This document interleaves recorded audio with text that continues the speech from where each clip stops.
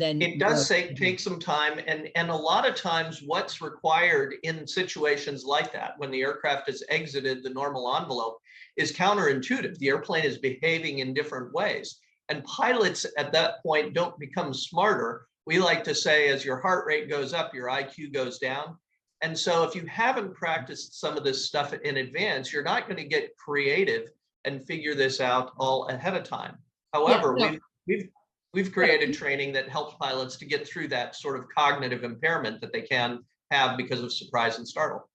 Now, can you explain to those that are watching that aren't aviators like you and I, what an aircraft envelope is?